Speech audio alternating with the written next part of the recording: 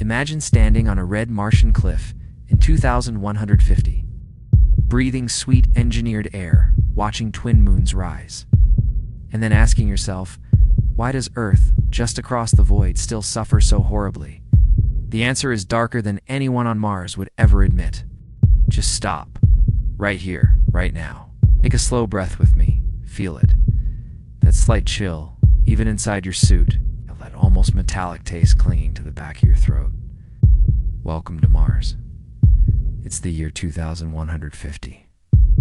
And you're standing on the edge of a sweeping cliff somewhere outside New Alexandria, one of Mars' crowning jewels.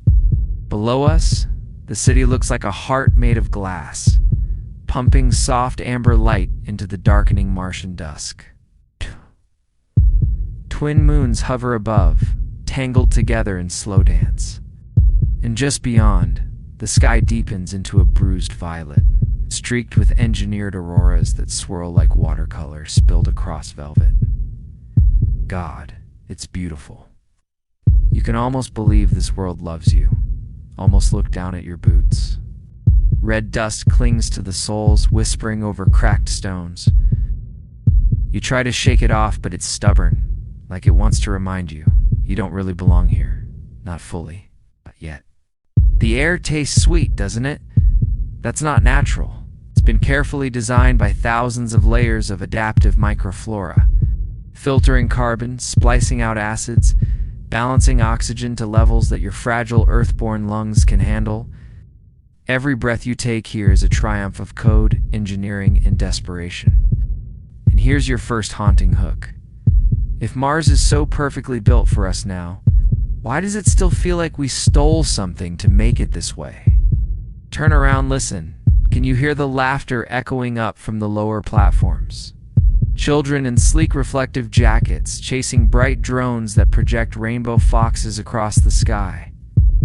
Their voices are high, clear, almost painfully innocent. You close your eyes for just a second and imagine. Really imagine what it would VA sounded like back on Earth. 150 million miles away. A place that's still supposed to be home. But Earth doesn't echo like this anymore. It wheezes. What if this paradise under our feet was never meant for everyone? What if it was always destined to be a sanctuary for the select and a silent graveyard for the rest? Come walk with me down this ridge. Let your hands brush over the low, flowering moss that clings stubbornly to the rocks.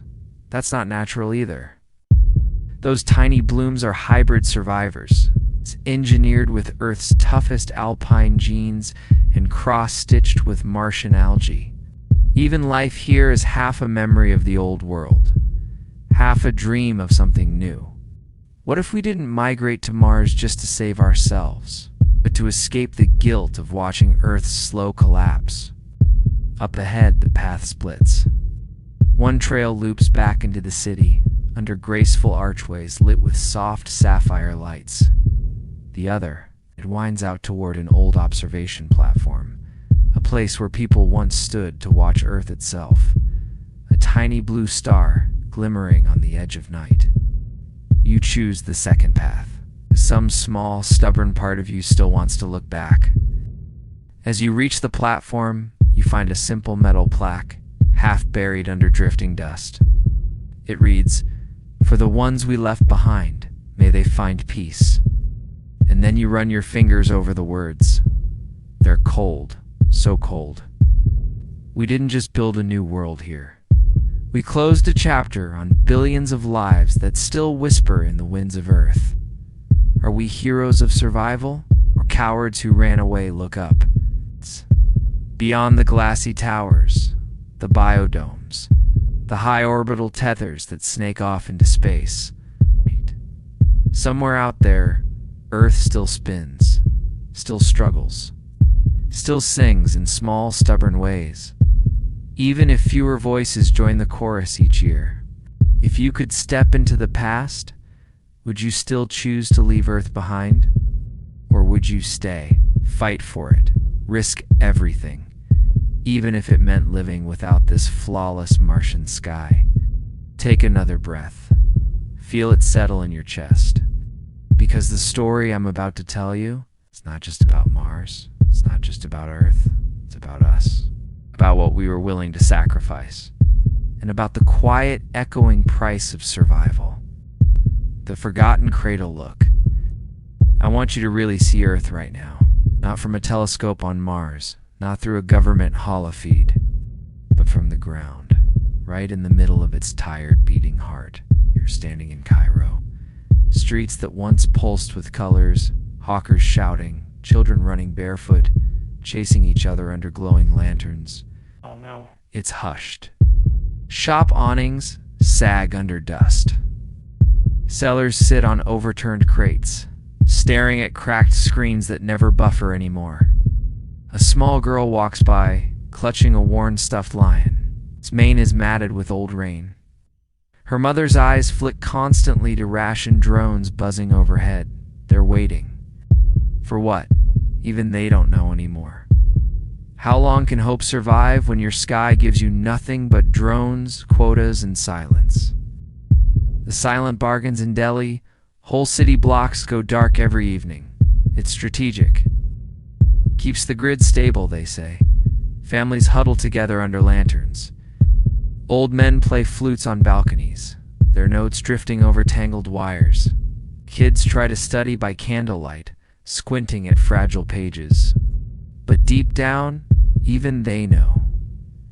The big decisions that shape their lives, they're not made here. Not even on Earth anymore. What happens when your fate is decided 140 million miles away? By councils that breathe perfect air and never lose power. The calculated rebirth, meanwhile, on Mars. It's so absurdly gentle, you'd walk through bioarcades blooming with engineered orchids. Hear laughter echo through floating gardens tethered by magnetic threads. Each garden is regulated by microscopic drones that adjust temperature and humidity second by second, so no leaf ever wilts. You'd be forgiven for thinking this was always meant for humans, but it wasn't. Mars didn't become paradise for humanity. It became a stage for our guilt to dance quietly out of sight. The genetic divide by 2175, Mars was more than just another home. It was evolution's next chapter. Parents designed children, not in secret labs, but in bright family clinics, holding hands over glowing panels. A flick here, a small nod there. Choose resilience to Martian gravity. Boost cognitive empathy. Eliminate cancer risks, diabetes, depression. Their children were born flawless. Meanwhile, Earth mothers still held their breath through every pregnancy, praying, just praying for normal.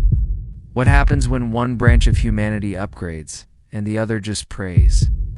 AI. The hidden monarchs back on Earth. People still voted, still waved little flags, still cheered for politicians who promised brighter tomorrows, but it was hollow. Because after elections ended, after the confetti was swept up, every big decision went straight to the Martian councils and the AI clusters that managed them. Crop shipments, water desalination priorities, fertility license allocations, even school curriculums quietly adapted to Mars-certified standards. Democracy didn't die in gunfire. It died in polite emails from Mars, stamped with smiling logos. The underground murmurs, but humans, real humans, never just lie down. Underground nodes of resistance flickered to life. Hidden servers tucked behind old monasteries. Pirate broadcasts that stuttered through radio bands singing rebel folk songs to beat up communities. Old Earth poets found new words. New lovers found old rhythms. They met under shattered overpasses, swapping ration biscuits, stories and prayers. We're strange creatures, aren't we? Even cornered, even managed, we keep finding tiny rebellions to dance with. Smuggling dreams in Buenos Aires, a young woman sold everything. Her grandmother's rings, her own wedding veil, even her late brother's guitar, to pay a smuggler, not for passage to Mars. No, that was laughably impossible. She just wanted to send her daughter's DNA strands, memories, and voice recordings, a tiny silver pod, whisper across the void, hoping someone on Mars would splice it into their future children. If you can't give your child a place among the stars, would you settle for a memory that might live there? The tiny launch, they stood on a cracked rooftop as a battered shuttle flared into the smog. Her hands trembled, clutching her little girl's picture. Not tears of sorrow, not entirely, because even the faintest chance felt like enough. Sometimes we don't fight for guarantees. We fight because not trying feels worse than losing. The Martian debate on Mars, these tiny DNA pods caused massive debates. In pristine amphitheaters under engineered twilight skies, Mars citizens argued, should we let Earth's unstable genes into our lines? What if their weaknesses undo decades of perfect planning? But others stood up, voices cracking. If we lose Earth's spark, the raw chaos that made us human, what is the point of survival? Mars was terrified of Earth's flaws, but secretly more terrified of losing Earth's unpredictable heart, the quiet Earth. Meanwhile, Earth didn't die in a single cataclysm. It faded. Softly, markets in Nairobi still opened each dawn. Street kids in Manila still scrawled dreams on sun-bleached walls. Grandparents in Florence still played violins under ivy-choked balconies, 'cause humans are strange. Even with less food, dimmer lights, and fewer years, they still found ways to celebrate. They managed decline, but make no mistake, Earth was managed to decline. Martian supply algorithms rerouted ships based on long-term value curves. Hospitals shuttered in low-gelled regions. Birth rates were subtly incentivized down through chemical drip campaigns, masked as new vitamin supplements. Not a single bullet fired, just quiet adjustments, softly implemented. Who needs armies when you can end civilizations with gentle nudges and compassionate charts? A Karachi rooftop in Karachi, a mechanic and his wife lay on a rooftop mattress. Fans didn't work. Stars flickered weakly through smog. They whispered dreams of sending just one son to Mars. It didn't matter how, even as a janitor, just so a piece of them lived beyond this gentle apocalypse. Some parents don't dream of castles. They dream of one less cough, one safer sky, one doorway off this crumbling stage. The Martian contradiction: Mars had built flawless systems, cities that never leaked, meals perfectly balanced to each citizen's microbiome, yet something haunted them. A subtle anxiety that all this perfection had sterilized their very souls. Every few years, some Martian kids ran off to found wild colonies on untouched Martian plains. Trying to feel something real, maybe we crafted such a safe future that it forgot how to truly live. Earth's last festival, and Earth, the old ruins of Prague, people still lit lanterns for the Moon Festival. Hundreds floated into the black sky, carrying tiny handwritten notes. I miss you. Forgive us. Remember our songs. They had no illusions. Those lanterns would burn out long before reaching anywhere. But that wasn't the point. And you know no one's watching, but you sing anyway? That's what makes us more than calculations. The Martian dawned by 2195. Mars was already planning its first extrasolar jumps. Ships gleaming, loaded with blueprints for entire ecosystems. Their broadcasts back to Earth were polite, thankful. We could not have achieved this without your sacrifice. Earth replied in dim signals, half of them lost in solar noise. We became the fuel for a future that politely thanked us as it drifted forever beyond reach. The Mars balcony, come sit with me. Right here on this small balcony jutting out from a tower in New Alexandria. It's evening now, Sun is slipping behind dust ridges, painting the whole horizon with bruised purples and old gold fire. You've got a warm cup of infusio in your hands, some Martian blend. Tastes like mint and rain and the memory of almonds. You breathe it in. Close your eyes for a second. For a moment, you almost forget there was ever anything else. Ghosts in the glass, but then you lean forward, elbows on the cool railing, and peer down at the plazas below. You watch kids dance between glowing kinetic sculptures. Hear small orchestras playing soft, complex notes designed by algorithms to maximize emotional resonance. Stunning. It's flawless. If we only ever hear notes that algorithms believe will move us, do we still feel, or just perform feeling? Earth's echo. Turn your eyes up, just a bit. There, hanging low over the horizon, is Earth. A tiny sapphire flickering in and out behind thin, drifting Martian clouds. It's so small from here. Can you imagine millions still living on it? Their voices don't reach us. Not anymore. But some nights, after too many cups of synthetic wine, older Martians swear they can hear faint echoes. Children laughing in Delhi. Church bells in Florence, call to prayer rising over Lagos. Maybe it's guilt. Maybe it's memory. Maybe it's something deeper. How long does it take before we stop calling it home and just call it history, the room of remnants? In every Martian city, there's at least one little gallery funded by guilt, filled with relics of Earth. A crumbling violin, a faded sari, embroidered with tiny mirrors, an old baseball mitt, cracked and dry. Half a poem in Urdu, written on torn brown paper. People come here on weekends, stand in front of these fragments, tears shining, not always knowing why they're crying. It's not like they ever touched these things themselves. Their parents didn't either. Still, something tugs. Something aches. Maybe it's not Earth we miss. Maybe it's the raw, imperfect magic of being uncertain, fragile, unfinished. The great launch. Now look out again, past the towers. See those shimmering arcs stretching up into the dark? That's the new shipyard. By 2200, Mars will send her first extrasolar arc vessels, packed with seed vaults, cultural banks, frozen embryos, and coded music. Tiny bottlenecks of everything we ever were. These ships won't even send updates. By the time Mars gets word back, entire new civilizations will have bloomed and died light years away. It's beautiful. It's terrifying. Imagine building a perfect future and never knowing if it even remembers your name. The last lanterns.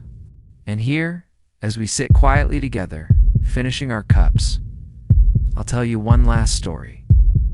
Every year on Mars, on the date Earth used to celebrate the Lunar New Year, families still light small floating lanterns. They whisper wishes to them. Push them out over engineered lakes that reflect like sheets of polished night. It's a ritual with no real function, no data-backed benefit. Just something someone remembered from an old Earth tradition. Children chase after the lanterns, giggling. Older folks close their eyes, whispering names of grandparents who lived and died under a blue sky no one here has ever seen. Perhaps that's our truest legacy. We drift across black seas, whispering old stories, keeping fragile flames alive, even when there's no one left to watch.